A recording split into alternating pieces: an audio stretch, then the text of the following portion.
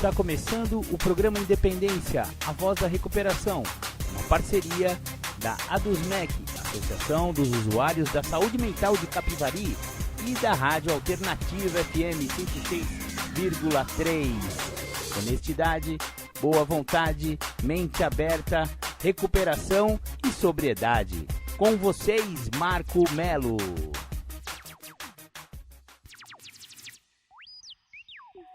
Marco Melo sou eu e você já está no programa Independência, que começa nesta semana, primeira semana de dezembro, hoje dia 4. Maravilha, maravilha, sejam todos muito bem-vindos, sejam todas muito bem-vindas ao programa desta semana. Hoje abordaremos um tema muito sério aqui no programa Independência. Trata-se de prostituição e uso de drogas. Abordaremos esse tema em dois aspectos. Primeiro, a prostituição e o uso de drogas mesmo, né? O uso de drogas para pessoas que fazem o uso da prostituição e para as próprias prostitutas e profissionais do sexo, aonde a gente sabe que rola muita droga, né, galera? Álcool e droga, né? Porque álcool também é droga. Então vamos abordar isso. E vamos também abordar a compulsão sexual por si próprio, que também é uma espécie de adicção, né, galera? E aliás, muitos adictos e muitos alcoólicos que entram em recuperação e param de usar, eles acabam indo para essa compulsão. É uma substituição de dependências. Ao invés de usar droga, ao invés de beber, acaba indo para esse lado aí da compulsão sexual. Vamos dar uma olhada também sobre isso aí, e tem uma irmandade específica para esse tipo de compulsão. Trata-se do DASA, né? Dependentes de Amor e Sexo Anônimos. Então vamos falar um pouco também do DASA. Maravilha, maravilha, mas primeiro vamos começar com aquela do The Flanders, Um Dia Perfeito.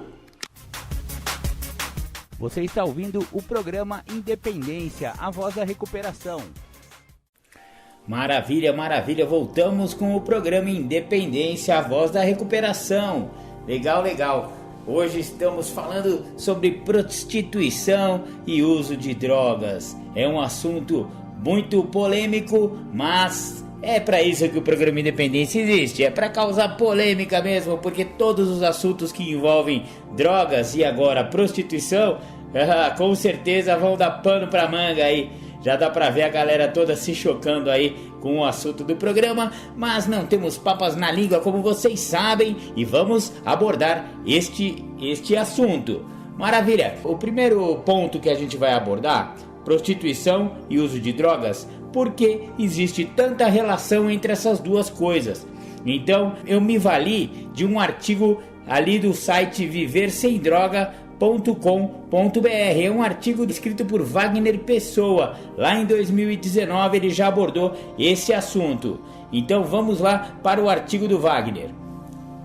A prostituição e o uso de droga estão frequentemente associados. Afinal, grande parte das pessoas começam a procurar a substância para escapar dos problemas do dia a dia, mas com o tempo eles só aumentam. Além disso, a falta de dinheiro leva as pessoas a tomarem atitudes extremas para sustentar seu vício. Se você quer entender melhor essa relação, vamos ler este artigo até o final. Como as pessoas chegam às drogas? Grande parte dos usuários começa a usar drogas devido a um grande sofrimento mental. Assim, elas frequentemente são uma forma de escape dos problemas, que podem ter várias origens, como traumas passados, situações muito difíceis, presenciar violência ou morte de alguém próximo, podem marcar uma pessoa pelo resto de sua vida. Elas geram uma patologia da ansiedade muito comum, chamada de transtorno do estresse pós-traumático. Se não houver a procura de ajuda médica e psicológica para tratá-lo, é possível que o doente recorra às substâncias. O álcool, por exemplo, ajuda a deprimir o sistema nervoso central. Desse modo, quando ingerido em altas doses, reduz as sensações negativas, além de sedar. Desta mesma forma, a maconha pode ser indicada por amigos com a finalidade de reduzir a ansiedade. No entanto, sabemos que a depressão é uma consequência comum dessa droga, o que piora o quadro de saúde e leva ao uso de substâncias mais pesadas. Já a cocaína, os opioides e o crack são capazes de gerar alguns momentos de euforia artificial e intensa, pois agem diretamente no sistema de prazer do cérebro. Assim, algumas pessoas podem confundir essa sensação com felicidade e se afundar nas drogas, pois acreditam que elas são capazes de trazer de volta os momentos alegres de antes dos traumas. Rejeição. Outro motivo muito significativo de sofrimento é a rejeição, que pode vir dos pais, de relacionamentos amorosos ou de amigos. Ela leva as pessoas a acreditarem que sua vida não vale mais a pena, pois elas não têm valor perante as outras pessoas. Já as drogas prometem um caminho fácil para o prazer e para a autodestruição. Alguns usuários até mesmo relatam ter começado o vício para chamar a atenção. Infância difícil. Muita gente teve que passar por situações complicadas na infância, pobreza extrema, pais negligentes ou muito agressivos, etc. Por essa razão, memórias passadas podem trazer um sofrimento muito intenso. As substâncias prometem reduzi-lo. No entanto, a curto prazo, o próprio vício já trará muito mais dor do que essas experiências. Influência. As influências negativas também são um caminho frequente para as drogas. Muitos usuários se sentem sozinhos no vício e querem levar o máximo de pessoas com eles. Então, persuadem seus amigos e colegas para usar substâncias com eles. Os argumentos podem ser: por que o vício em drogas pode levar à prostituição? Entender como as substâncias levam à prostituição parece fácil, mas não é. Esta é uma relação muito complicada que pode ser gerada por vários motivos. 1. Vergonha. Muitos dependentes têm medo de expor o problema para a família e o escondem ao máximo que puderem. Desse modo, quando o dinheiro acaba, eles podem recorrer à prostituição como uma forma de pagar pelas substâncias, a fim de não precisar demonstrar dificuldades financeiras para ninguém.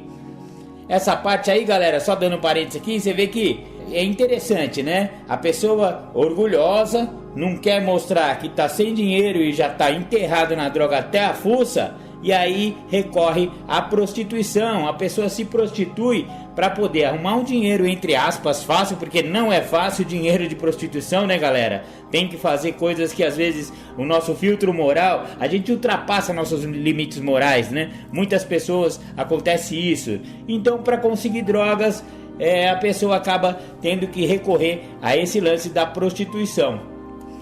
Autodestruição. Há quem nem precise de dinheiro, mas esteja se prostituindo. Esses casos são bem complexos, pois a pessoa quer se expor ao perigo com a finalidade de se maltratar.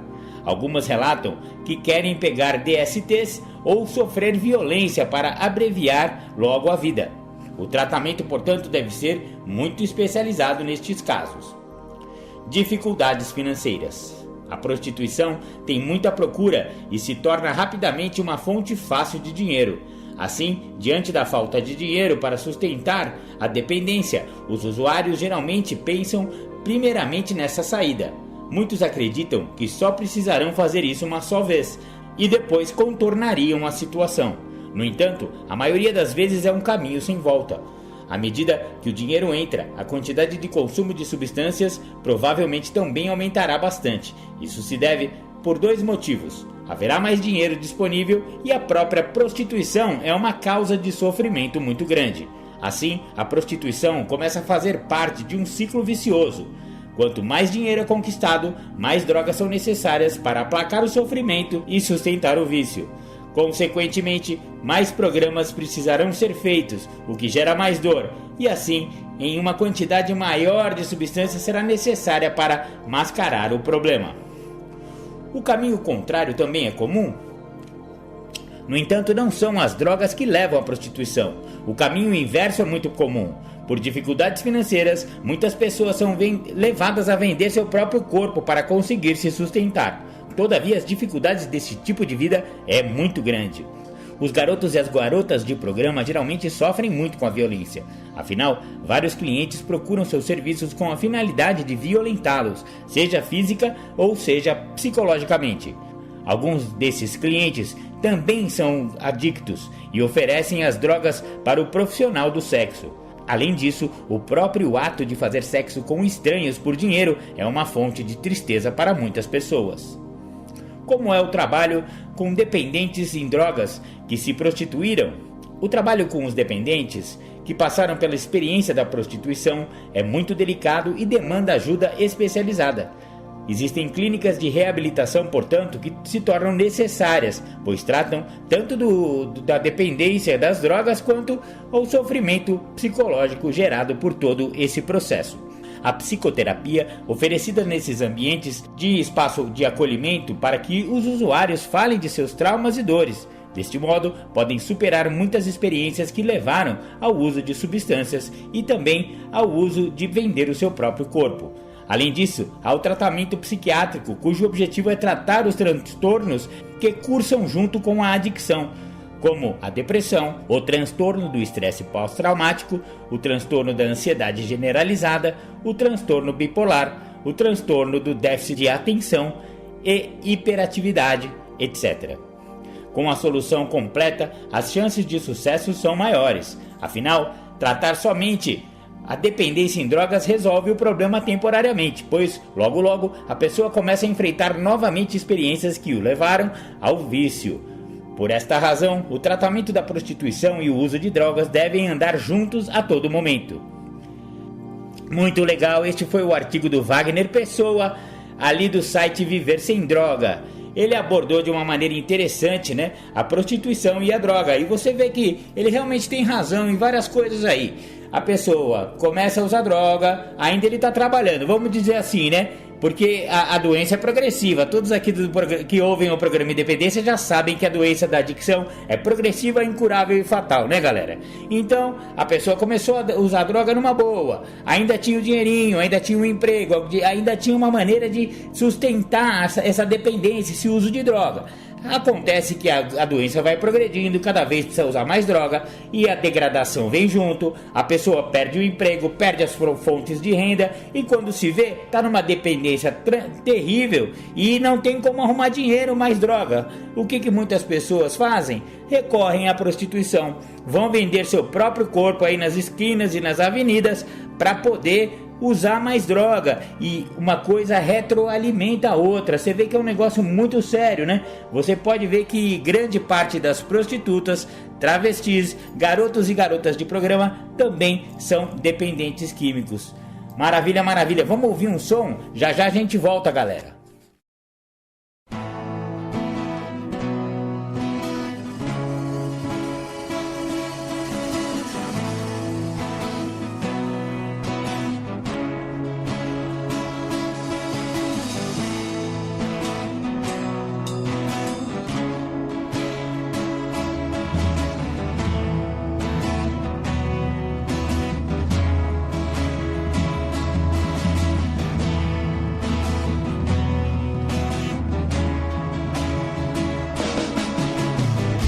Eu tava matando o cara errado,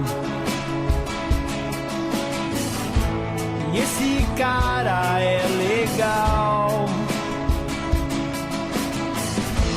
Gosta até de carnaval, do céu estrelado, do lindo pôr do sol.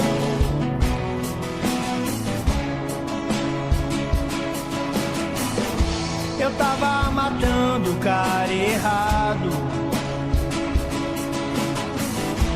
e esse cara é legal. Gosta até de carnaval, do céu estrelado, do lindo pôr do sol.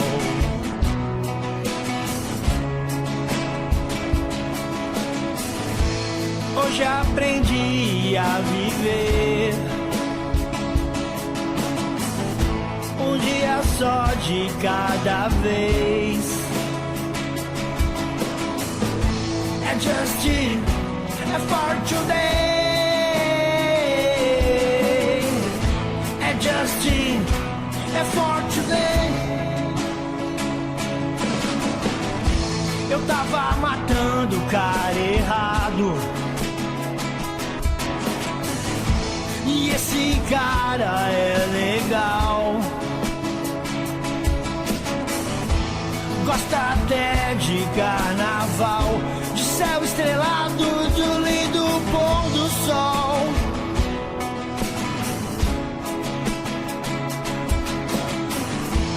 Hoje aprendi a viver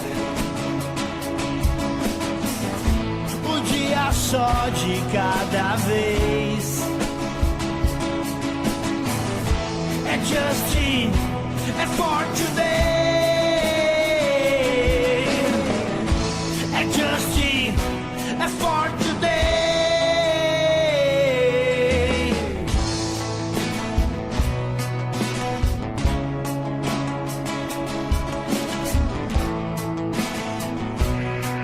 E aí?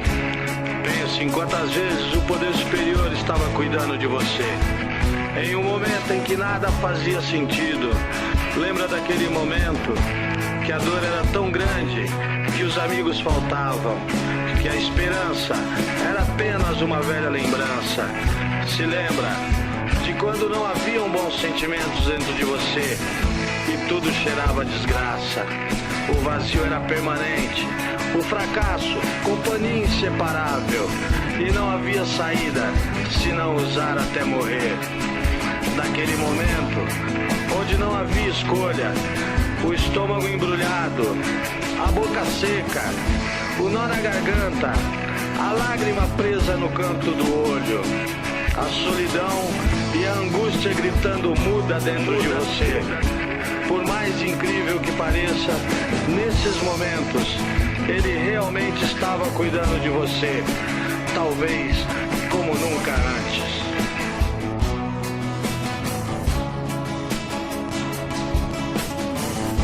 Eu tava matando o cara errado, e esse cara é legal, gosta até de carnaval, de céu estrelado, do lindo pôr do sol, pôr do sol, pôr do sol.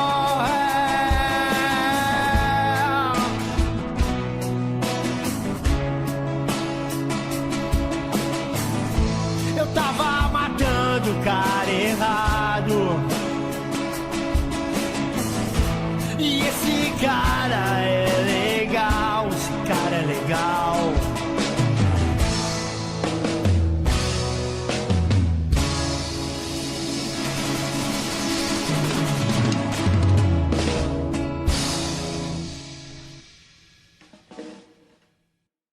Galera, voltamos aqui com o programa Independência. Você ouviu aí, o pessoal do NA gravou Esse Cara é Legal. Tenho certeza que os adictos em recuperação se identificam bastante com essa música, porque realmente a doença estava matando o cara errado. Tem um cara bacana, tem um cara legal aí nesse coraçãozinho adicto. Beleza, beleza, vamos voltar aqui então com o assunto do dia de hoje: prostituição e uso de drogas. Agora eu vou trazer para vocês uma tese de doutorado da professora Rita Martins Godoy Rochal, da doutora Débora Letícia Pereira e da doutora Thaisa Magna Dias. Elas estão fazendo um artigo, né, uma tese de doutorado, cujo título é o seguinte: o contexto do uso de drogas entre travestis profissionais do sexo. Você sabe que os travestis também, a gente falou bastante de prostituição e falamos meninos e meninas de programa, garotos e garotas de programa, só que a esmagadora maioria das meninas são meninas, né? Só que não, também tem as travestis que também são muito influenciadas com o uso de álcool e droga e prostituição. Essa tese foi baseada em um estudo que fizeram, teve por objetivo identificar e quantificar o uso e abuso de drogas por essas travestis.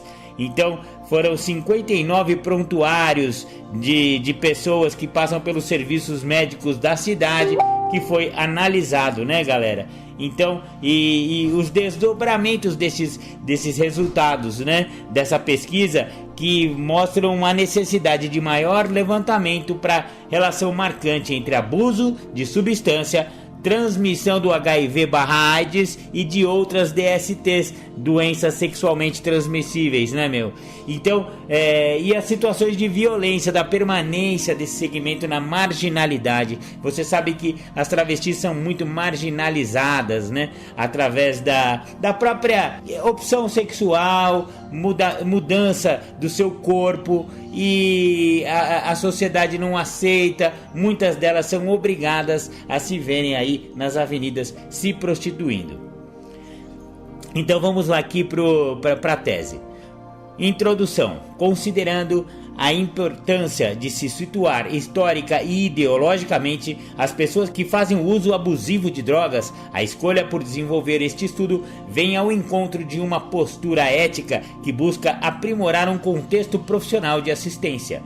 O interesse em estudar a temática das drogas entre travestis profissionais do sexo surge a partir do trabalho realizado com esse público numa cidade do interior de Minas e o consequente reconhecimento da necessidade de um entendimento mais sistematizado que poderia promover situações atentas ao uso e abuso de drogas, bem como as especificidades dessas realidades. Por meio do contato cotidiano com as travestis, percebe-se que muitas são problemáticas e especificamente presentes neste segmento, assim como apresentam as etnografias voltadas para as travestis no Brasil. Nesses estudos, os autores demonstraram, em geral, a construção do feminino travesti em seus vários desdobramentos que desenvolvem a construção de uma linguagem e de uma performance específica, entrecruzadas pela saída da casa dos familiares, que pode se dar de diversas maneiras, até a vida e o trabalho nos espaços de batalha, ou seja, na prostituição. Esses caminhos são acompanhados pelo conceito de vulnerabilidade social, que compreendem um conjunto de fatores, entre eles as condições sociais, econômicas e as questões relacionadas aos direitos humanos, de gênero, sexualidade, raça, cor, cidadania, os quais se relacionam ao avanço da epidemia de HIV e também ao abuso de drogas. No contexto, o tema das drogas parece transversal. A questão das drogas aproxima-se com frequência das histórias dos travestis. O uso de drogas se associa principalmente ao movimento de saída da casa dos familiares, conforme ressalta as principais etnografias. Quando a droga aparece, vem dissolvida nos espaços de sociabilidade vinculados à prostituição, por meio das práticas com os clientes, da violência compartilhada na rua e também do uso de hormônios para a modificação corporal. No entanto, não foi identificado um trabalho específico sobre a relação entre drogas e as travestis. Outro dado que salta aos olhos de quem vem ao campo nos espaços de prostituição de travestis é o uso que elas fazem de drogas lícitas e ilícitas. O álcool é bastante consumido, principalmente destilados, como conhaque e pinga, mais do que os fermentados como cerveja, que além de ser mais cara, é uma bebida gelada que não contribui para dar conforto térmico na noite que às vezes pede. Muitas travestis contam que o crack é a bola da vez e que tem causado morte e decrepitude entre elas. Outras sempre se eximindo de ficar no grupo das colocadas, as que usam drogas, ou as bandidas, as que só roubam. Me falaram, esse tipo de comportamento atrai de repressão e bandidos para as áreas onde trabalham. Por isso, muitas delas recorrem às cafeínas e aos cafetões, estes últimos mais raros na prostituição travestis, para assegurarem a ordem. O que podemos considerar a priori é que a associação entre travestis e drogas invoca a existência de estados variáveis de vulnerabilidade e que formam um ciclo vicioso em que um travesti que usa a droga pode comercializar. Está sujeita a se desenvolver em casos de violência e está mais suscetível a contrair e transmitir doenças sexualmente transmissíveis pelo distanciamento muitas vezes presente entre drogas e sexo seguro. Tais sujeições acabam estigmatizando esse público como um caso perdido. Conforme o trabalho citado, muitos assassinatos envolvendo os travestis são desconsiderados, por presumirem que a travesti vítima estava ligada ao tráfico de droga. Levando em conta a leitura preventiva em relação a fatores de risco e proteção, as travestis vivenciam agravantes por esses fatores relacionarem-se de maneira inversa. Os fatores de risco representam aqueles vinculados à maior propensão ao uso, já os de proteção, as características que diminuem a probabilidade do uso de drogas pelo sujeito. Ou seja, entre as travestis, os fatores de risco são elevados, enquanto os fatores de proteção são baixos. Entre os fatores de risco, podemos identificar a falta de apoio familiar, a marginalidade, a disponibilidade da droga nos contextos de vida e trabalho e, inversamente, a escassez de fatores de proteção, como, por exemplo, de um suporte da rede social e afetiva. Outro agravante é pensar nas taxas de efetividade das intervenções preventivas disponíveis em geral. Conforme um estudo realizado na Europa, ainda não desenvolvido no país, foi apontado que para o uso de álcool, cursos ou palestras nas escolas, aconselhamento em situações de emergência ou mesmo programas de serviço social apresentam baixas taxas de efetividade. O que se destaca na eficiência pelos critérios do estudo é que o aconselhamento breve em serviços de atenção básica. A situação das drogas no Brasil já enquadra por si uma complexidade de fatores que implicam em ações educativas, sociais, políticas, de segurança pública e de saúde. Quando somamos a essa complexidade as especificidades dos travestis, temos uma nova equação também desafiadora. Entre os desafios está a dimensão ideológica que nos leva a pensar, assim como pontua Cruz em 2002, a forma como dizemos e fazemos as práticas de prevenção e intervenção estão longe de ser neutras e devem estar atentas ao contexto histórico e social do homem que faz uso indevido de drogas.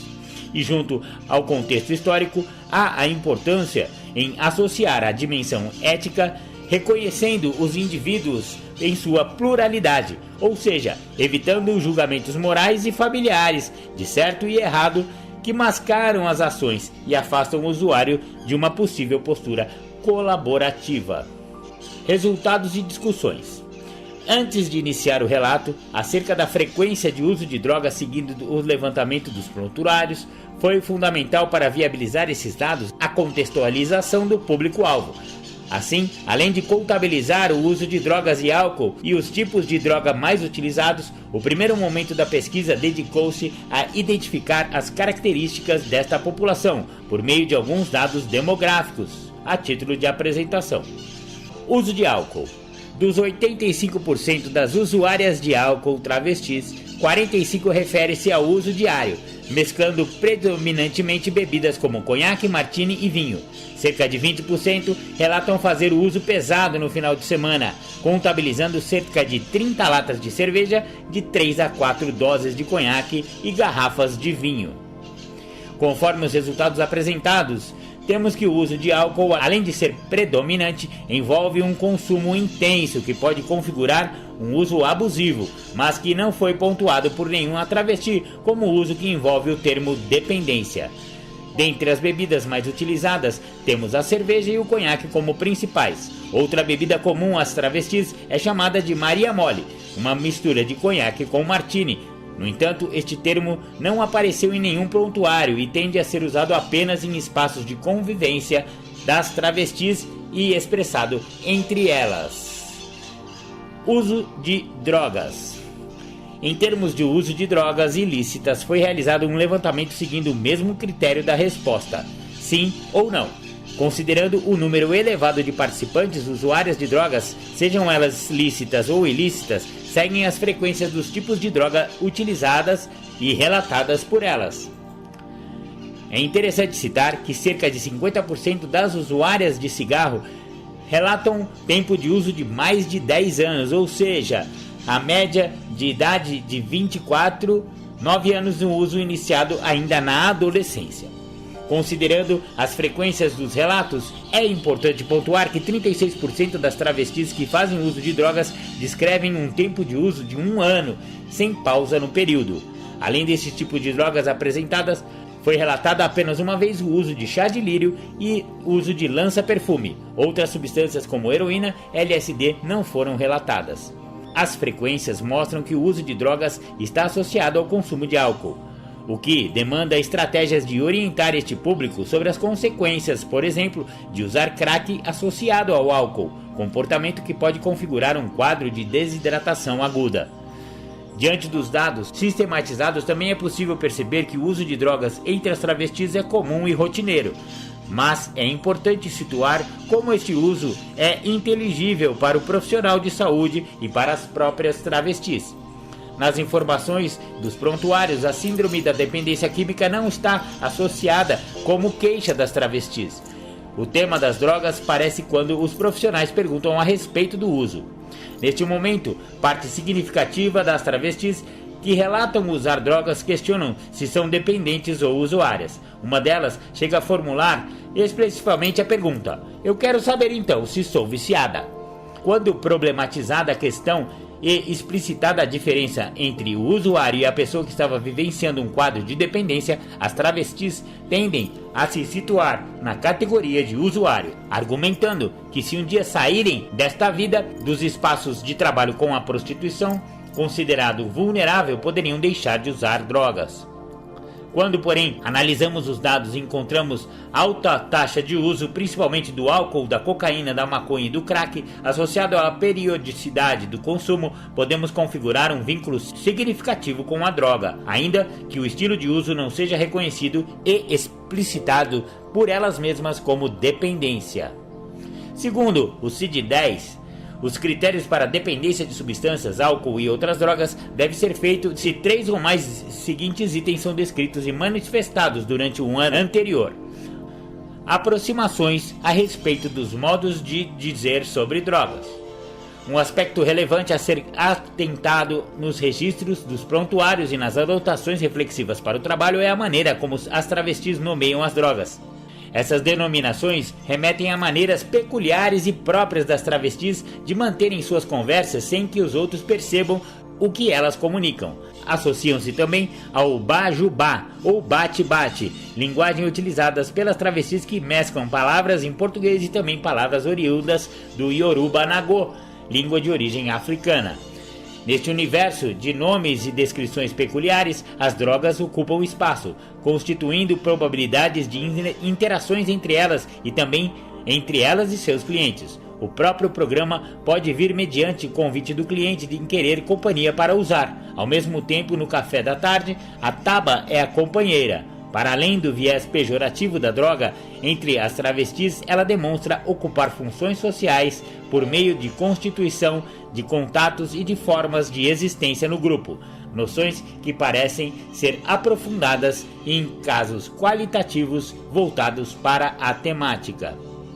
Considerações finais. Por meio desse primeiro levantamento, vamos ao encontro do que é pontuado na literatura médica disponível, de que há um uso representativo de drogas associado a outros quadros de vulnerabilidade entre as travestis. Temos uma associação do emprego do álcool com outros tipos de drogas e, considerando o tempo de uso, reconhecemos um processo que pode vir a configurar dependência acirrada e o associarmos ao discurso médico. Mas tal critério não se concretiza uma vez que as travestis dão sentidos para a experiência da interação com a droga no papel de usuárias. Isso provoca um efeito importante a título de conclusão, um indício para pensar as estratégias que considerem o olhar que esse público tem do próprio uso em detrimento do que o profissional da saúde considera. A questão principal é um uso que se justifica explicitamente pelo contexto de vulnerabilidade, um uso convicto de que, se o contexto mudasse, seria possível desvincular-se da droga. As travestis, assim como ocupam a fronteira do sexo e situam-se num gênero subversivo ao expressarem algo diferente do que a sociedade marcada pela heterossexualidade compulsória prescreve, também ocupam a fronteira quando se trata das drogas, usuárias/dependentes. Nesse sentido, é um desafio estabelecer estratégias de ação que se associem à busca da diminuição da vulnerabilidade sem envolver-se com o modo de vida das travestis, já que, conforme explicitado, o significado de usuárias de substâncias configura o cotidiano das travestis profissionais do sexo que constituem formas de sociabilidade. O resultado também vai ao encontro da política nacional e estadual sobre drogas, evidenciando a amplitude de ações que precisam ser demarcadas, como a prevenção e a atenção aos fatores de risco e de proteção. Entre as travestis, o uso de drogas é uma face dos vários desdobramentos provocados por uma situação de vulnerabilidade pela opção de gênero. É na negociação compartilhada dos muitos sentidos que permeiam esse campo que se observa a possibilidade de construção de outros caminhos para a questão das drogas entre as travestis e os profissionais que se dispõem a atuar neste contexto. Identificar a influência e a amplitude do uso de drogas entre travestis auxiliou diretamente o trabalho desenvolvido por este programa em termos de prevenção e tratamento, visando a redução dos danos que já começaram a ser identificados e mobilizam reflexões após serem comunicados para as travestis. Maravilha, maravilha! Então esse foi o artigo científico, maravilha, muito legal. O artigo científico da professora Rita Martins Godoy Rochal, da doutora Débora Letícia Pereira e da doutora Thaisa Magna Dias. É uma linguagem um pouco técnica, um pouco profissional demais, né? Estamos falando de uma tese de doutorado, mas a gente pode tirar daí uma conclusão para nós leigos aqui, né, galera? Você vê que as travestis, elas se autodenominam usuárias, que se eu saísse dessa vida, eu conseguiria parar de usar droga. Ana, isso aí vai certinho no programa de recuperação dos 12 passos, né? Da falta de conseguir entender e admitir a sua impotência. A gente vai e fica assim, não, se o contexto mudasse, eu poderia não usar. Mas a gente sabe que isso é uma grande ilusão. Elas estão falando que são só usuárias, mas todos os indicativos médicos e todos os indicativos perante a dependência química já colocam elas, a maioria delas, como dependentes químicas bem avançadas. Então, esse negócio de só tomar uma Maria molezinha e fumar um craquezinho e não sou dependente, não é ninguém. Isso aí é conversinha pra boi dormir. Eu não caio nessa não. Eu já trabalho com esse negócio há 10 anos e eu sei identificar direitinho essas conversinhas fiadas que não, eu sou só usuária. Eu sou só... vai. Já é dependente, já tá precisando de ajuda. E aqui no programa Independência a gente fala bastante sobre isso. A melhor ajuda que você pode encontrar, fora a ajuda profissional, é claro, né? Nos CAPs, nos ambulatórios e nos hospitais, também é o programa de 12 Passos das Irmandades Anônimas. Se você achou legal o contexto aqui do programa Independência sobre a prostituição e o uso de drogas, procure uma sala de NA, uma sala de AA. Maravilha, maravilha. Vamos dar uma pausa, vamos ouvir mais um som, já já a gente volta. Você está ouvindo o programa Independência, a voz da recuperação. Legal, voltamos aqui com o programa Independência. A gente está falando hoje a relação da prostituição e o uso de drogas. Agora eu vou disponibilizar para vocês um artigo da revista de enfermagem da UFPE. Artigo de revisão integrativa. Eu achei bem legal esse artigo, que ele primeiro dá uma boa definição em prostituição e aí começa a correlacionar com o uso de drogas. Olha que legal. A prostituição configura-se em uma troca de serviços sexuais por remuneração financeira. Destaca-se que o imediatismo financeiro intrínseco ao modelo capitalista vigente torna a prática prostituinte atrativa. Essa atividade, na pluralidade das vezes, é evidenciada como solução para dificuldades econômicas iminentes e uma forma de manter um determinado padrão de vida. Em diversos lugares, esta prática é condenada por questões ditas éticas e morais, bem como por se constituir na representação coletiva dessa sociedade uma estratégia de possível disseminação de doenças, estímulo a adultérios e pelo impacto negativo que possa vir a causar em estruturas familiares.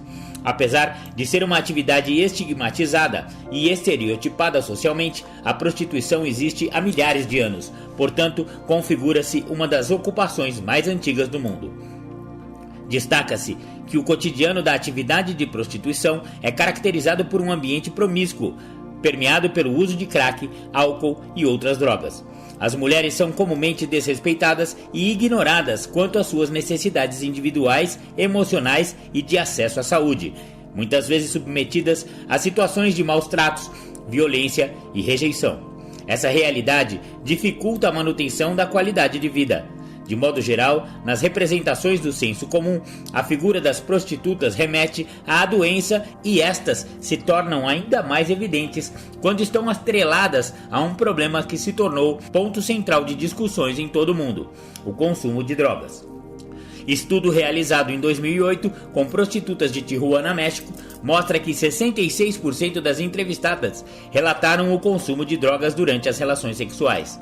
Entre os diversos motivos, destacam-se a depressão, a dependência química e a necessidade de conseguir dinheiro a qualquer custo. No Brasil, essa realidade é semelhante. A presença de substâncias lícitas e ilícitas está frequentemente entrelaçada ao cotidiano da prostituição como instrumento de trabalho. Além dos riscos relacionados ao consumo de SPA, é relevante enfatizar que as mulheres prostitutas tornam-se vítimas da violência perpetrada por clientes, polícia ou até mesmo donos dos estabelecimentos de trabalho.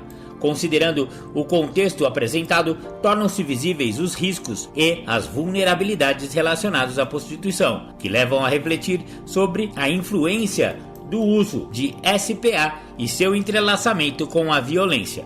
Dessa forma, estabeleceu-se como objetivo desse estudo analisar a literatura científica sobre prostituição e a sua relação com o uso de substâncias psicoativas e a violência.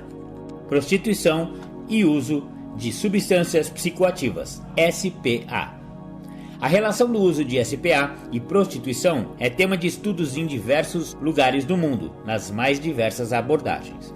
A análise dos estudos relacionados mostra uma pluralidade de fatores que se entrelaçam à problemática: riscos, situações motivadoras, aspectos relacionados e consequências. Pesquisa com prostitutas na China mostrou que são fatores de risco para o uso de SPA em mulheres em situação de prostituição com menor faixa etária, período mais longo do trabalho sexual e iniciação sexual precoce. Esse consumo pode ser estimulado por clientes traficantes e pelos proprietários dos estabelecimentos. De modo geral, esse consumo se justifica como algo que contribui para lidar com a ansiedade, fadiga física e enfrentamento das dificuldades cotidianas da profissão, em detrimento ao efeito desinibidor adquirido pelo uso da droga. Estudo qualitativo com 26 prostitutas foi realizado em Foz do Iguaçu. Mostrou que as mulheres entrevistadas residiam em comunidades com baixo nível econômico, controladas por narcotraficantes, permeadas por uma rotina de violência e baixo apoio social, em que o acesso às drogas é facilitado. Entre o grupo de mulheres investigados, é relatado o abuso de álcool e crack. Consequentemente, as relações sexuais sob influência dessas substâncias é algo frequente. Destaca-se que a prática sexual com o objetivo de adquirir a droga dificulta a negociação para o uso do preservativo, tornando-as vulneráveis às doenças sexualmente transmissíveis. Estudo qualitativo, realizado com 60 prostitutas, abordou que álcool e cocaína figuram como as drogas mais prevalentes. Esse indicador varia de acordo com o ambiente de trabalho. A dependência é menor em profissionais que realizam o serviço em casas e apartamentos, quando comparadas às profissionais de rua. Em contrapartida, estudo realizado na Índia mostra que as prostitutas relatam que evitam o álcool antes do sexo, na perspectiva de ficarem alerta e reduzirem o risco de violência pelos clientes. As mulheres afirmam que o fato de estarem alcoolizados aumenta a agressividade masculina e reduz o uso de preservativo, pois se sentem inibidas para negociar, fator que favorece a prática sexual desprotegida. Apesar das prostitutas terem conhecimento sobre DST, este não é suficiente para a adoção de comportamentos mais seguros, considerando a influência de fatores comerciais, culturais e financeiros envolvidos nessa relação. O uso de álcool e prostituição são fatores de risco para HIV/AIDS, assim como também para infecções pelo vírus da hepatite B. A ocorrência de uso de álcool diariamente ou pelo menos uma vez por semana foi evidenciado por 62,1% das prostitutas. Com relação a outras drogas, 50% usavam drogas ilícitas e não intravenosas e 3,5% faziam uso de drogas intravenosas ilícitas. As mulheres prostitutas que usam crack em Foz do Iguaçu experimentam uma gama de problemas que parecem influenciar o surgimento de vulnerabilidades individuais e sociais frente ao HIV. O compartilhamento de tubulação utilizada para consumo de crack amplia as possibilidades para infecção pelo HIV, pela hepatite herpes oral e doenças respiratórias. Violência e prostituição, fenômenos entrelaçados no cotidiano do universo feminino. A violência na prostituição configura-se em problemática cuja essência não é meramente um discurso social, mas parte de uma trajetória feminina de exposição ao poder masculino que cria uma relação mediada pelo desejo ao corpo, pela satisfação dos prazeres sexuais e relação de poder por dinheiro ou qualquer outro bem. Observa-se que as prostitutas são mais suscetíveis a sofrer qualquer tipo de violência, tendo em vista que o sexo feminino é socialmente visto como frágil. Estudos mostram que a maioria delas sofre algum tipo de violência, do físico ou simbólico, sendo predominante a agressão física. Estudo realizado em Vancouver com 237 prostitutas mostrou que foram identificados relatos de violência de gênero em 57% das entrevistadas, sendo 30% dos casos advindos dos clientes. Um estudo etnográfico realizado por meio de grupos focais com 49 prostitutas relatou que elas experimentam várias formas graves de violência de parceiros íntimos e clientes, tais como coerção sexual, sexo grupal forçado, foram evidenciadas como as principais estratégias de efetivação do ato violento. O mesmo estudo inclui ainda a presença de violência emocional, verbal e física. Assim, a ocorrência de fenômenos de violência, coerção sexual e uso de álcool se apresentam como sérios desafios para as prostitutas no sentido de permanecerem seguras com os clientes, bem como parceiros íntimos. Não obstante a realidade retrocitada, o estudo realizado em cidades do México e dos Estados Unidos com 924 prostitutas identificou uma prevalência de clientes que cometeram abuso emocional, físico e sexual nos últimos 6 meses, de 26%, 18% e 10%, respectivamente. A realização de regressão logística revelou ainda que clientes que cometeram abuso sexual foram significativamente associados à soropositividade para HIV e uso de drogas injetáveis, e que o uso de drogas injetáveis foi positivamente associado com soropositividade para HIV. Em estudo de abordagem qualitativa realizado em pontos de prostituição noturnos de Santo André, São Paulo, mostrou que das 7 mulheres entrevistadas, 4 foram vítimas de violência sexual e 6 de violência física. Todas referiram uso de múltiplas drogas diariamente, álcool, tabaco, maconha e crack, há pelo menos 2 anos, sendo o crack a droga de escolha de abuso. O dinheiro proveniente do comércio sexual é empregado por todas quase exclusivamente para o uso de crack. Destaca-se que para o uso de substâncias psicoativas é considerado um problema de saúde pública e um fator potencializador para a prática de violência contra as prostitutas. Estas sofrem violência física, psicológica ou simbólica durante seu cotidiano de trabalho e são suscetíveis a contrair doenças e riscos associados. Neste contexto, o corpo constitui, ao mesmo tempo, em um meio para ofertar prazer ao outro, recurso de sobrevivência e defesa da violência sofrida, bem como instrumento para proporcionar uma experiência transcendental, uma vez que pelo corpo é que a droga penetra no sujeito. Muito legal! Esse então foi um estudo da Faculdade de Enfermagem, que eles fizeram a respeito de prostituição, violência e drogas. A gente falou agora há pouco das travestis, que você vê que também tem uma vidinha muito sofrida e muito abuso de álcool e droga, e não é diferente com as meninas, com as mulheres prostitutas, também em vários estudos pelo mundo e pelo Brasil. Você vê que realmente existe uma associação muito grande entre uso de álcool nessa prática, da prostituição. É muito sério e muito triste, galera. E eu achei interessante a gente dar aqui no programa Independência um alerta, Então vamos ouvir mais uma musiquinha e já já a gente volta com o último bloco do programa Independência de hoje. Você está ouvindo o programa Independência, a voz da recuperação. Legal, voltamos. Você ouviu The Flanders, a Mardita. Fala de cachaça, Fala de impotência perante o álcool. Muito legal essa música.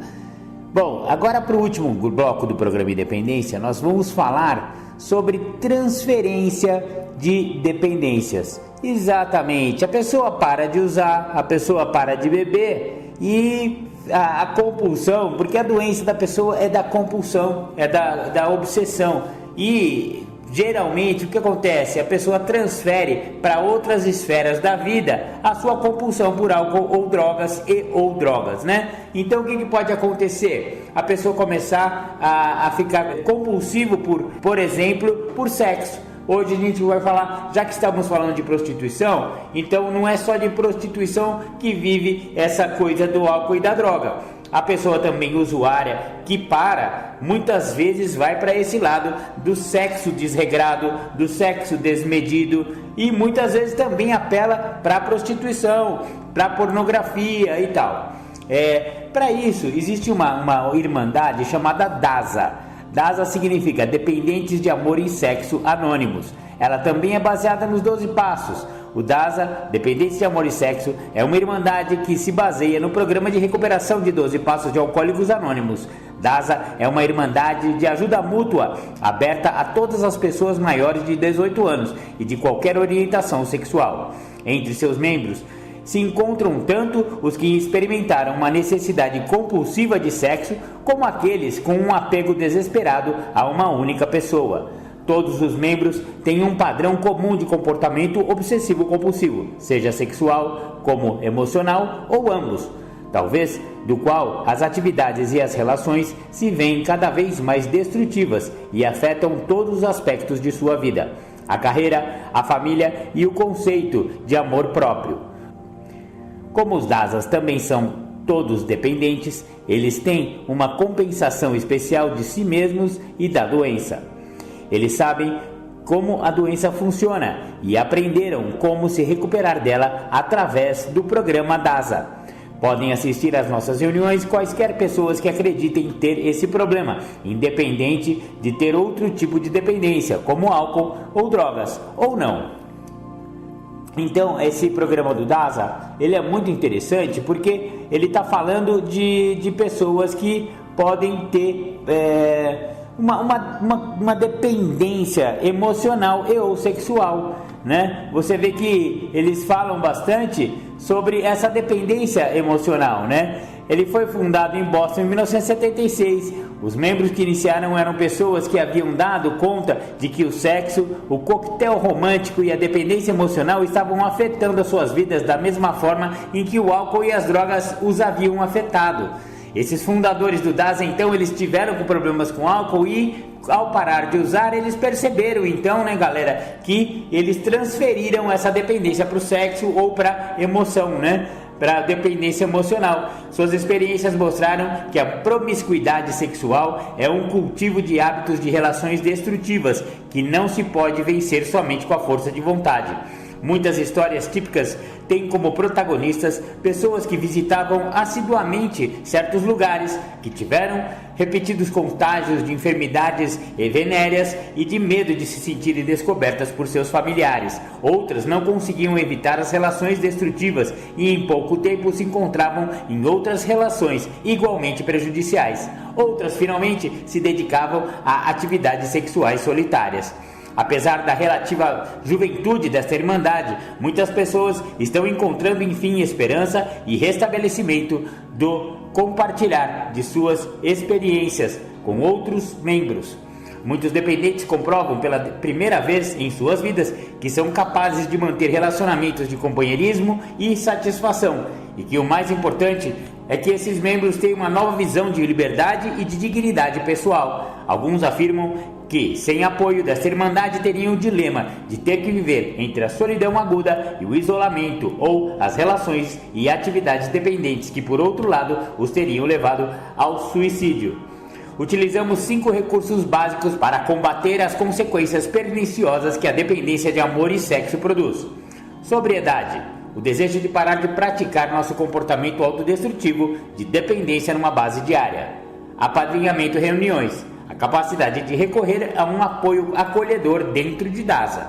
Passos. A prática do programa de recuperação dos 12 passos para alcançar a sobriedade sexual e emocional. Serviço. A retribuição para a Irmandade de DASA do que continuamos a receber de graça. Espiritualidade. Desenvolvimento de uma relação com um poder superior a nós mesmos, que podemos nos guiar e apoiar na recuperação. Como Irmandade, DASA não opina sobre questões alheias e evita controvérsias. Não está filiada a nenhuma outra associação, movimento político ou religioso, e o único objetivo comum é de nos restabelecer na dependência de amor e sexo. Encontramos um denominador comum, um comportamento obsessivo e compulsivo em nossa conduta, que converte as diferenças de sexo e de orientação sexual em algo secundário. DASA protege com especial cuidado o anonimato pessoal de seus membros, lembrando sempre que é o alicerce espiritual das nossas tradições. Então, o que é a dependência de amor de sexo?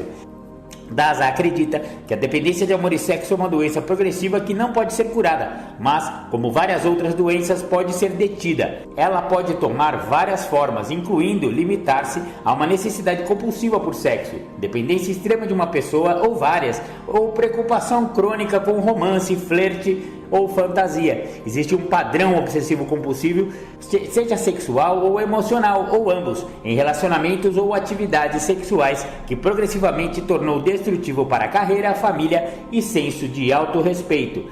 A dependência de amor e sexo. Antes de vir ao DASA, muitos dependentes de amor e sexo se consideravam pessoas párias sociais, pervertidos ou apenas fracos. Outros ainda sentem que só estão perseguindo o que é de seu direito. Eles se sentem com a permissão da autocomplacência. A teoria de DASA é que os dependentes de amor e sexo são pessoas doentes que podem se recuperar e seguirem um programa simples que mostrou válido para muitos homens e mulheres com a mesma doença. Muito legal, então esse é o programa DASA, né? O programa dos dependentes de amor e sexo. Se você se identificou aí com essa compulsividade e essa obsessão ou é sexual ou emocional, procure o DASA, dasa.sp.org. Conecta lá e encontre aí essa irmandade que também é muito bacana, e você pode encontrar todas essas irmandades dando um rolê lá no Google. Conhece o Google? É também conhecido como Google, exatamente.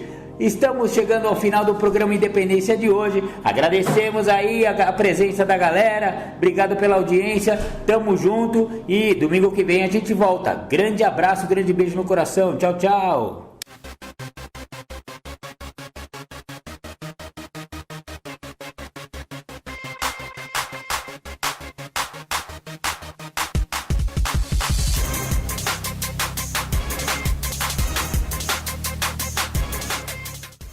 Voltamos a apresentar programa Independência, a voz da recuperação.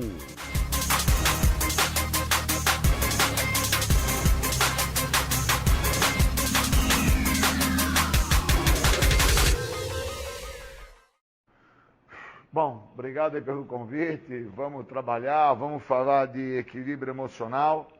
E para falar de equilíbrio emocional, tem uma passagem na literatura do texto básico, que é um texto que eu gosto muito, na página 51, que fala o seguinte: quando esquecemos onde reside a nossa verdadeira força, rapidamente ficamos sujeitos aos mesmos padrões de pensamento e ações que primeiro nos trouxeram para o programa, acabando redefinindo as nossas crenças e nossa compreensão, até o ponto de enxergar que a nossa maior necessidade é o conhecimento da vontade de Deus em relação a nós e a força para realizar.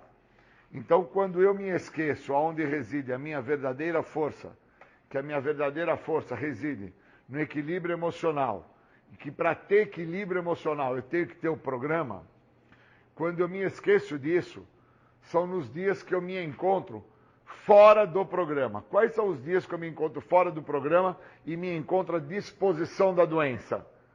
É quando eu acordo e não tenho boa vontade para viver. Quando eu acordo sem boa vontade para viver, com cara de rabugento, com tromba de elefante, não dando bom dia para ninguém, tendo ódio da onde eu me encontro, não sendo feliz por não estar bebendo, não estar cheirando pó, não estar fumando crack, por estar podendo, mesmo à distância das pessoas que eu falo, entre aspas, que eu amo tanto, mas se eu amasse eu não tinha abandonado elas, Porque eu só descubro que eu abandono as pessoas e que eu não amo nenhuma dessas pessoas e não amo a minha própria pessoa quando eu estou distante delas e quando eu estou num local que me mostra isso. E quando esse local me mostra isso, é que eu reconheço que eu estou sem equilíbrio emocional. Porque aí eu olho no espelho e vejo que eu estou com uma tromba de elefante, com uma cara de rabugento, que eu não dou bom dia e que eu não amo a pessoa mais importante que eu deveria amar do universo, que é a primeira pessoa do singular. Sou eu. Então, quando eu esqueço onde reside a verdadeira força, que reside no programa, eu saio da cama da mesma forma que eu saio de um caixão. Porque eu uso aquele local para relaxar, para descansar o meu corpo de matéria, como se fosse um sarcófago para depositar um defunto. Não para deitar um corpo de matéria que durante o dia se utilizou de algumas ferramentas, ferramentas essas que são dadas pelo poder maior, que são dadas através do programa de 12 passos, para que eu possa ter um dia maravilhoso. Então, se eu me levanto e não dou nem bom dia para Deus, eu sou Deus, eu tenho vida, eu tenho o entendimento que o poder maior me deu o dom da vida. Então, quando eu me entendo que eu tenho esse entendimento, eu me entendo que eu sou a imagem e a semelhança de Deus. Então, eu tenho que entender onde reside a verdadeira força nesse Deus. Reside naquilo que esse Deus acredita. O que eu acredito é o programa. E se o programa fala que eu tenho que ir contra a minha maneira de pensar, minha forma de agir e meu jeito de ser, e eu não faço isso quando eu me levanto, porque eu não dou bom dia, eu não sorrio, eu não tenho graça, e não vejo graça em nada à minha volta, eu estou em desequilíbrio emocional. Porque no segundo passo fala que falamos e ouvimos os outros, e eles nos mostram o que está funcionando. E o que o cara me mostra quando eu dou bom dia para o outro? Ele me mostra que a vida dele, ao me responder bom dia a este outro, a vida dele está fluindo. Porque ele não levanta da cama como se ele estivesse dormindo num sarcófago. Como se ele tivesse ali depositado o seu corpo de matéria e estivesse por levantar por uma obrigação. Ele levanta para viver, porque ele tem Deus, ele tem um poder maior que deu para ele a compreensão que o equilíbrio que ele precisa reside no programa, não reside nele. Reside no programa. E só tem equilíbrio emocional quem está no programa. E se não está no programa, não consegue entender isso. Então, quando eu fujo desse equilíbrio emocional, eu perco a chance de entender aonde reside o bem-estar. E o bem-estar reside dentro do que os passos têm a me oferecer. Os passos me oferecem a libertação da doença da adicção, um segredo que tanto escapou. E sempre foi um segredo que tanto me escapou, por causa que o Júlio em si sempre acreditou na sua maneira de pensar, na sua forma de agir, no seu jeito de ser. O acreditar nisso foi o que me gerou um desequilíbrio emocional. E eu fui buscar no álcool e fui buscar na droga uma forma de compensar esse desequilíbrio. E aí, a hora que esse fator de álcool e droga estava inserido na minha vida de uma forma contínua, por repetidas vezes, repetidos dias, repetidos anos, o equilíbrio não existia, então. O que é que existia? Um desequilíbrio. E esse desequilíbrio, ele trabalhou em todas as áreas da minha vida. Então, eu em desequilíbrio emocional, eu em desequilíbrio financeiro, eu em desequilíbrio material, eu em desequilíbrio pessoal, eu em desequilíbrio psíquico. Então, o desequilíbrio trabalhou de uma maneira na minha história de vida que quando eu chego ao programa e o programa me fala que eu preciso entender onde reside o equilíbrio, reside na prática do programa. E aí eu me levanto da cama e não entendo que ali foi o local para descansar meu corpo de matéria. Eu me levanto como se eu estivesse num caixão. Eu me levanto como se aquilo fosse um sarcófago. Eu me levanto com raiva de levantar. Eu não tenho brilho, eu não tenho graça, eu não tenho prazer. Eu não dou bom dia, eu não escovo o dente. Eu não faço uma atividade ao sol. Eu não abro os braços e agradeço o ar que eu respiro. Se eu estou desta maneira, eu estou em desequilíbrio. Porque eu não compreendo aonde reside a verdadeira força, que reside no programa. E eu preciso entender isso. Senão, aquilo que eu faço como narrativa chula, uma narrativa pobre, miserável, mas que eu não compreendo ela como uma narrativa pobre, nem chula e nem miserável. Porque ela é plausível, mas ela é inverídica. Eu fico falando aos quatro ventos. Que eu amo minha mulher, que eu amo meu filho, que eu amo o vizinho, que eu amo os caras que eu devo, que eu amo as pessoas, eu amo o guarda, eu amo a polícia, eu amo Jesus Cristo, eu amo o cachorro, eu amo os passarinhos. E, na verdade, isso tudo é inverídico. É plausível de se escutar, mas é inverídico. Porque onde reside a verdadeira força deste indivíduo, que é no programa, ele não tem. Porque ele já se levanta da onde ele teria que ter descansado o seu corpo de matéria, como se ele tivesse ali ficado num sarcófago, num caixão.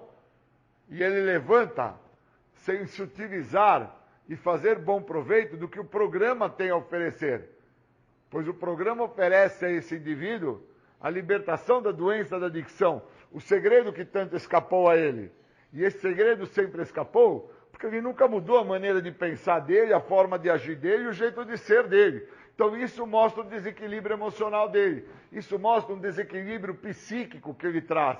Isso mostra um desequilíbrio físico, material, social. Isso mostra que neste indivíduo, aonde deveria residir a verdadeira força, esta força que é o programa, não reside.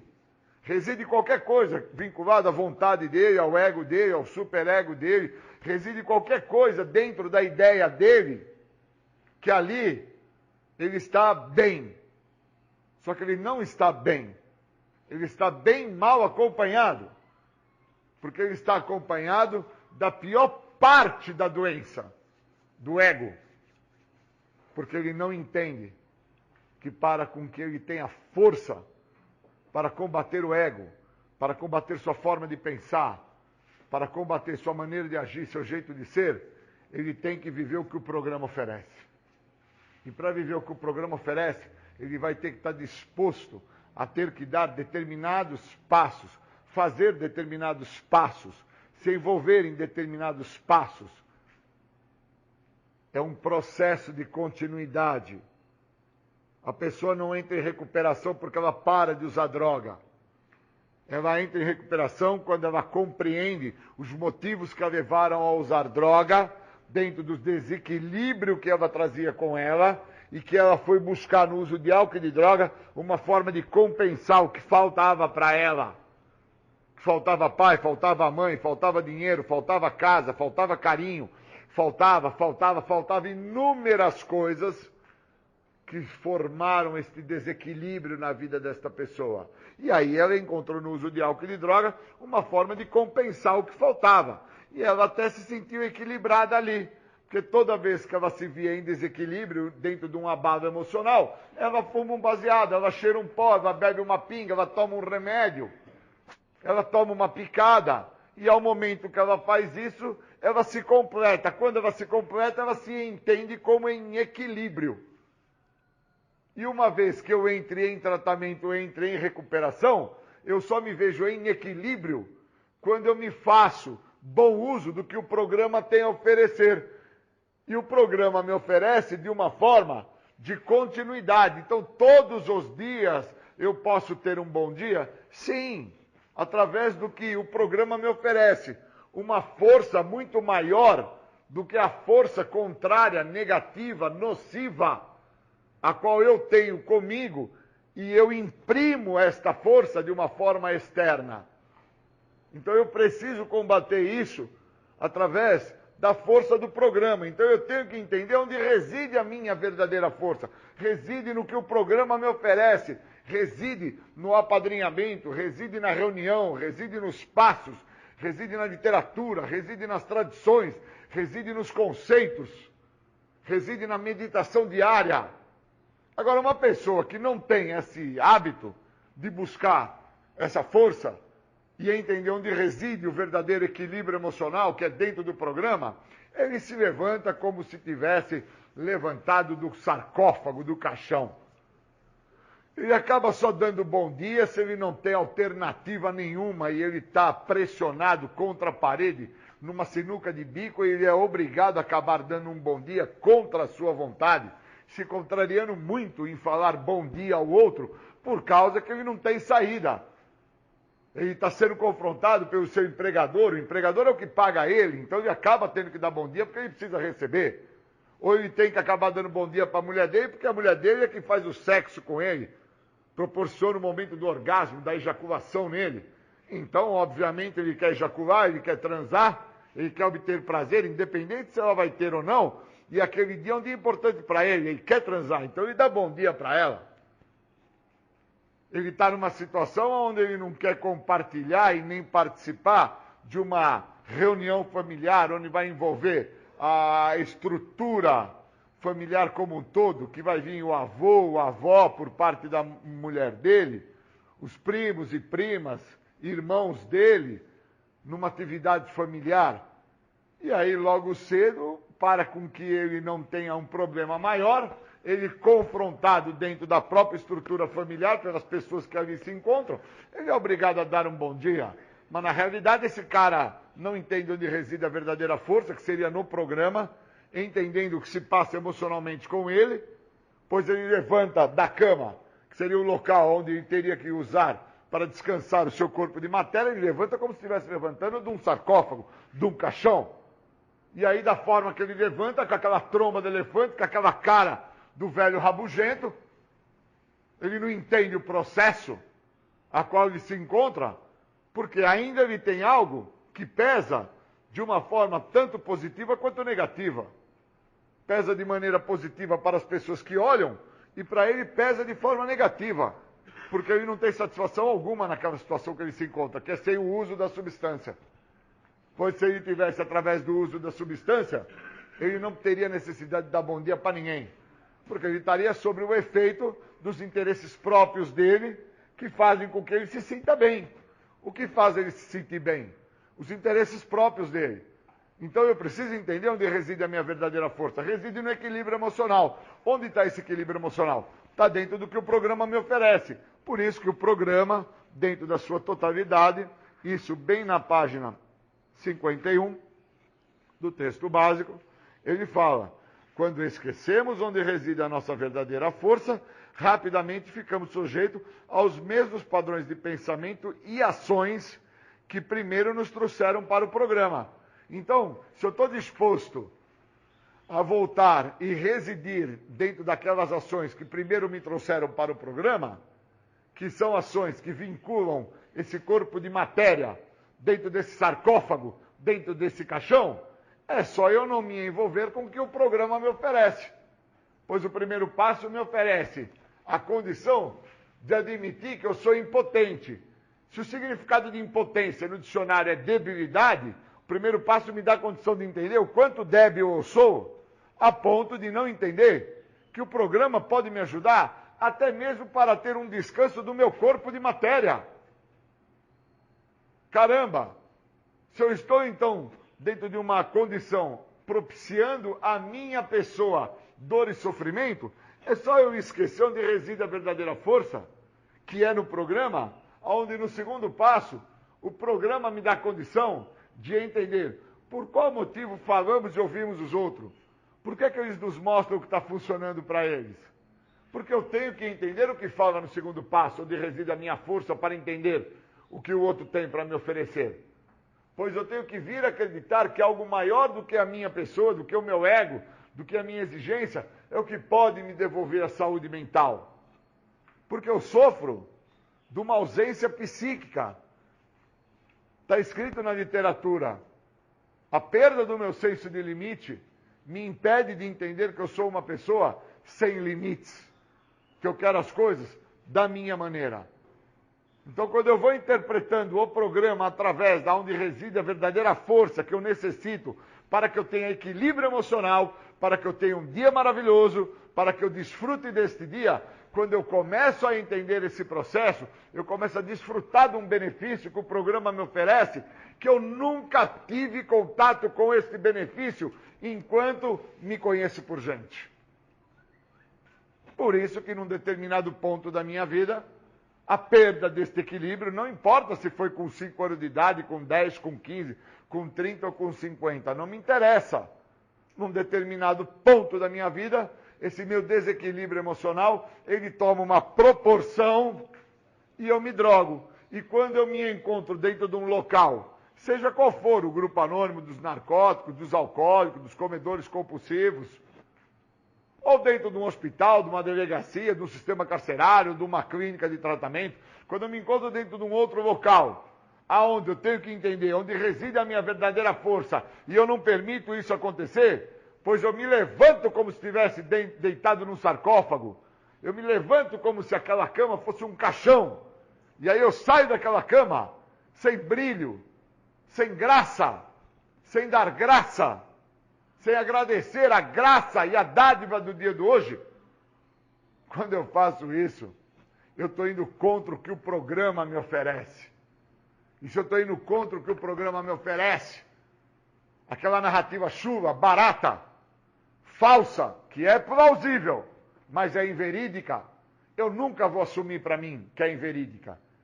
Quando eu ficava gritando aos 4 ventos, agora que eu estou sem droga, eu amo meu filho, eu amo minha filha, eu amo o vizinho, eu amo meus devedores, eu amo cachorro, eu amo a polícia, eu amo bombeiro, eu amo pipoqueiro, eu amo açougueiro, eu amo borracheiro. E, na verdade, eu não amo ninguém, porque eu não amo a primeira pessoa do singular, o eu. Porque eu sofro do desequilíbrio emocional. Eu não entendo onde reside a verdadeira força para que eu tenha um dia magnífico, um dia maravilhoso. Então, dentro de todos os anos que eu tenho de tratamento, eu consigo compreender claramente que ao me levantar, eu me levanto com a doença, pois eu me deito com o tratamento, eu passo um dia em tratamento, eu leio, eu me aprofundo na literatura, eu vou buscar entender o que fala nos passos, eu falo, converso, troco experiências de recuperação. Então, quando eu vou me deitar com o programa. E quando eu, assim, encontro o momento do sono, ao deitar-me, naquele momento, eu fico à disposição da doença. Que eu não conheço ninguém que está dormindo e consegue fumar. Eu não conheço ninguém que está dormindo e consegue comer. Eu não conheço ninguém que está dormindo e consegue tomar café. Então, é notório que uma narrativa de um grande filósofo, ele diz que o sono é o estado da morte. Que quando se está dormindo, se está em estado de morte. Porque a vida passa e você não sabe o que está acontecendo. Então eu compreendo claramente que quando eu estou dormindo, eu estou no estado de morte. Naquele momento a doença me adota e ao levantar-me, eu me levanto com a doença. Por isso que eu tenho que, ao me levantar, entender onde reside a minha verdadeira força. Somente assim eu posso deter a doença. Porque aí, uma vez que eu entenda isso, eu pego a literatura e entro em contato onde reside a minha verdadeira força, com o programa. Queria agradecer, valeu, bons momentos.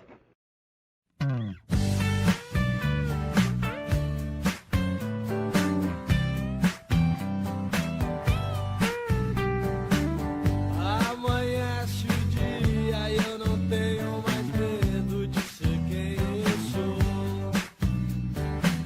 Eu sou um cara livre, praticando os passos, eu aguento a dor. Eu não parei de usar pra ficar esperto.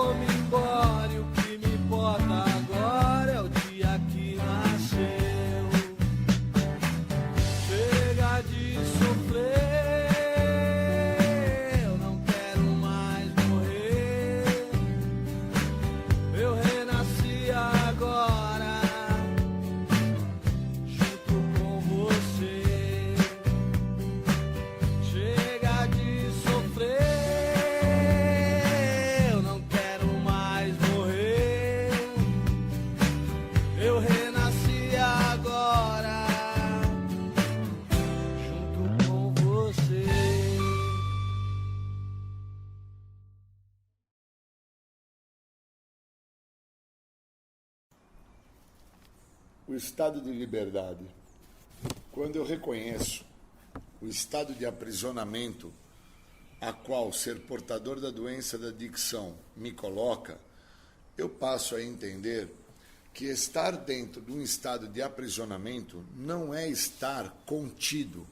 O estado de aprisionamento é não me permitir viver um estado de liberdade. Eu preciso me libertar dos grilhões que eu construo dentro de toda a trajetória a qual eu vivo. A minha trajetória ela é pautada nas minhas vontades. Quando eu fiz uma leitura de terceiro passo com o meu padrinho e entendi por que dentro da oração do terceiro passo fala: Deus, tome minhas vontades e minha vida, eu entendi que era o momento de eu encontrar a tal liberdade que o programa me oferece. A liberdade que o programa me oferece, que fala na literatura dos grupos anônimos, que é um segredo que tanto me escapou pelos dedos e que agora eu tenho a possibilidade de entender esse segredo, é que a libertação não está em não fazer mais uso de álcool e de droga. A libertação está em entender o que me leva ao uso de álcool e droga. E quando eu entendo o que me leva ao uso de álcool e droga, eu então entendo que muito que me conduziu a fazer o uso de álcool e droga está pautado nas minhas vontades. Por isso que a oração fala: tome minha vontade e minha vida, oriente-me na minha recuperação e aí me ensine a viver. Então, o estado de liberdade que eu encontro através do programa dos 12 Passos é um estado de plenitude, é um estado de esclarecimento. Eu fico lúcido e entendo algumas coisas que se mostram na sociedade como um todo. Um direito que cabe ao preso que está detido dentro das masmorras é a tentativa da fuga. Isso está na Constituição, é um direito que cabe a ele por estar contido, restringido pela própria sociedade que por muito tentou trazer a ele um estado de liberdade, onde esse estado de liberdade estaria pautado através do teu trabalho, através das atividades sociais que ele iria viver, através dos convívios que assim ele iria vivenciar e participar. Mas o mesmo faz uma opção, o mesmo faz uma escolha de vida.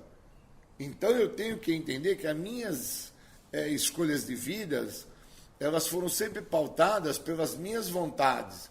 E aí, quando as minhas vontades são feitas através da maneira que eu acho certa, que na realidade são maneira muito torpe de interpretar a vida, porque eu interpreto através de sintomas que hoje eu reconheço que eu sou portador desta doença que eu tenho, que eu interpreto claramente que eu tenho a doença, eu não sou, eu tenho, e por ter essa doença, eu tenho que entender os sintomas que essa doença se mostra na minha vida.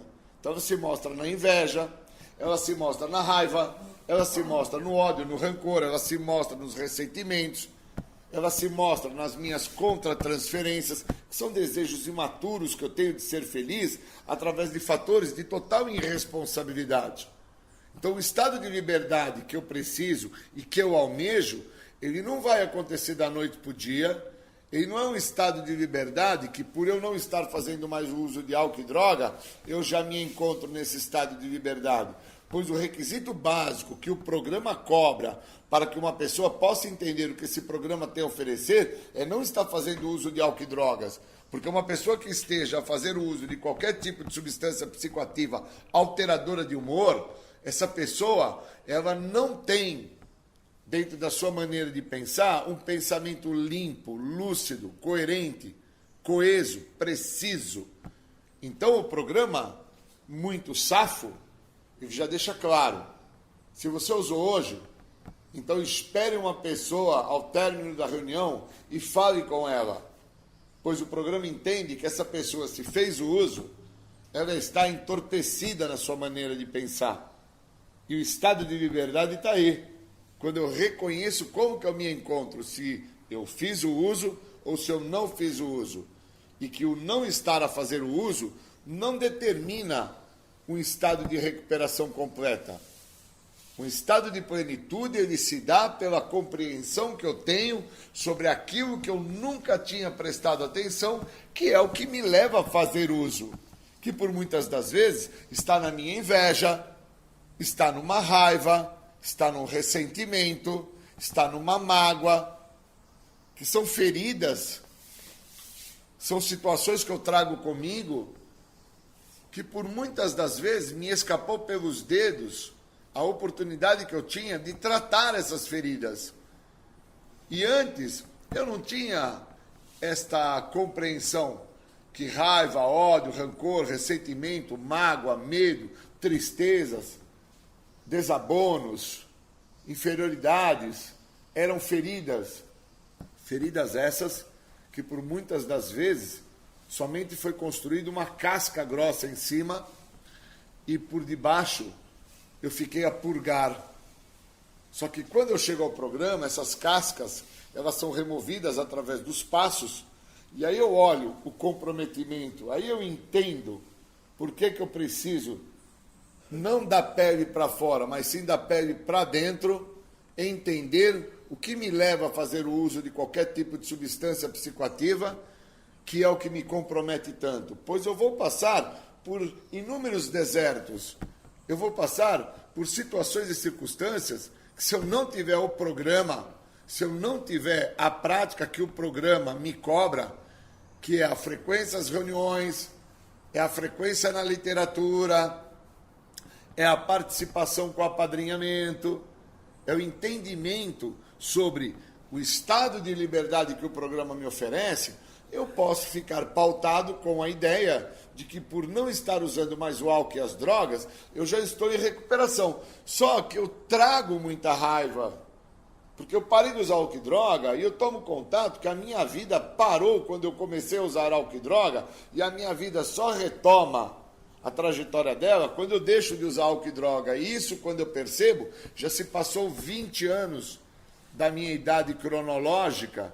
E aí eu entendo que quando eu comecei a usar eu tinha 12, quando eu paro de usar eu tenho 30, e todo esse período que eu fico estacionado é um período nulo na minha existencialidade, onde eu não evoluí, e eu sinto raiva. Essa ferida da raiva me controla, porque a raiva é a negação da realidade, e a realidade que agora, com a idade cronológica que eu tenho, tudo se torna muito mais difícil para suas conclusões finais. E aí vem a inveja daqueles que não detiveram a sua vida, como assim eu fiz, através de uma escolha que assim eu também fiz, que foi fazer o uso de substâncias químicas, pois o uso me completava naquele momento, porque o que eu trazia comigo, dentro das feridas que já me acompanhavam, eu até acreditava que o uso da substância iria anular, porque eu estava a me divertir, eu estava a curtir, eu estava a viver aqueles momentos em intensidade, com muita intensidade. Tamanha foi que eu desenvolvi compulsões e obsessões, que eu só venho a entender o que é compulsão e obsessão, que são duas vertentes da doença, quando assim eu me defino como adicto, portador de uma doença progressiva, incurável e de fins fatais, que traz sintomas, que tem fases, que tem características específicas, e que agora eu preciso, dentro de um estado, de uma busca de plenitude, encontrar um estado de liberdade. E encontrar um estado de liberdade não foi parar com o uso de álcool e droga, porque só parar com o uso de álcool e droga não me definiu como uma pessoa em recuperação. Eu precisei entender quais os motivos que me levam a fazer o uso de álcool e droga e os porquês que esses motivos, essas mazelas, essas feridas foram abertas. E elas não foram abertas pelos outros, elas são abertas pela primeira pessoa do singular. Não é meu pai, minha mãe, que são responsáveis ou culpados. Não é a sociedade como um todo que me pressiona e me anula. Sou eu, a primeira pessoa do singular, que dentro das escolhas que eu faço, eu me comprometo. E dentro desse fator de comprometimento, eu me anulo de obter uma libertação. Que por muitas vezes essa libertação, que alguns pautam na ideia de que agora estou liberto porque não estou usando álcool e droga, eu tenho 25 anos que eu não faço uso de álcool e droga, e agora eu consigo interpretar que o estado de liberdade, o estado de plenitude se dá com a prática do programa. Porque eu fiquei por 20 anos direto, sem usar droga, mas dentro do que a doença é. As minhas exigências tinham que ser feitas, as minhas vontades tinham que ser realizadas, a minha maneira de pensar em relação ao que estava se passando era a que tinha valia no momento. Não adiantava o outro me mostrar que o que eu estava fazendo iria me comprometer. Na minha forma de pensar torpe, na minha maneira de interpretar torpe a visão do outro, eu nunca dei vazão para a retina do outro que estava a olhar o que eu estava a fazer. Pois fica muito mais fácil ao que está fora das ações que eu estou tomando e tendo, a me falar que o resultado do que eu estou querendo vai dar ruim, do que a minha pessoa que estou dentro da situação a perceber que o que eu estou fazendo, a maneira que eu estou pensando a respeito, a forma que eu estou agindo, vai dar ruim. Então, quando eu tenho essa sacada, o estado de liberdade começa a se mostrar. Esse estado de liberdade começa a se mostrar porque eu admito que eu tenho essa doença, sou portador dessa situação essa que me controla, me domina, exige de mim, quer com que tudo e todos aceitem a minha posição, porque existe uma questão de ordem egóica nesta doença. E é interessante porque se fosse uma gripe, o sintoma seria o espirro, o sintoma seria um quadro febril. E como é esta doença, uma doença de fundo emocional, um dos sintomas que ela manifesta, dentro do que a doença, assim, ela se mostra, é a negação da realidade. Então eu sofro de mazelas e nego. Eu sofro da raiva e nego. Eu sofro que eu tenho ódio, rancor, ressentimento e ira de uma situação e nego. E aí a literatura fala que a negação é a menor parte dessa doença. Porque dentro do que eu nego eu justifico, dentro do que eu nego eu racionalizo, dentro do que eu nego eu transfiro, dentro de vários destes que são sintomas que se mostram desta doença, eu sempre faço um complemento. E se fosse uma gripe, não tem complemento. Tem o quadro febril, ponto. Tem um estado de um espirrar, de uma dor no corpo, ponto. Mas a doença da adicção, ela trabalha de uma forma totalmente diferente de uma patologia tradicional. Ela trabalha dentro da minha maneira de pensar. Então eu penso uma coisa, sinto outra e ajo de outra. E enquanto eu não entender que o estado de liberdade vai se dar a partir do que eu estou a viver, e isso que eu estou a viver, através do que o programa me oferece, é o que pode proporcionar para mim o estado de liberdade. É o reconhecimento de onde eu cheguei, é entender que as minhas melhores ideias me conduziram até onde, de certa forma, eu acabo por chegar, que eu preciso entender o que está se passando na minha vida, que por muitas das vezes eu só vou entender isso quando falar e ouvir o que o outro tem a me dizer, que as vontades não podem ser as minhas necessidades, existem vontades que me comprometem, existem necessidades que deveriam ser feitas e eu não as faço. Então, os passos do programa me levam a um estado de liberdade e me proporcionam uma possibilidade de viver em plenitude. Mas, por muitas das vezes, eu não quero viver um estado de liberdade. Eu quero, como preso que está contido atrás das masmorras, que sofre dos seus grilhões que o aprisionam, a tentar fazer aquilo que o cabe, que é a tentativa da fuga. Fugir de quem eu sou. E o programa, ele não me dá essa oportunidade de fugir de quem eu sou. O programa me traz a possibilidade de eu entrar em contato com quem eu sou. E aí aquilo que eu estava sendo, porque agora eu entro em contato com aquilo, vem a deixar de existir no momento presente que eu me encontro, e aí eu posso ser uma pessoa em plenitude, e a viver uma vida jamais imaginada que eu poderia viver. O nome dessa vida uma vida limpa. Queria agradecer. Obrigado.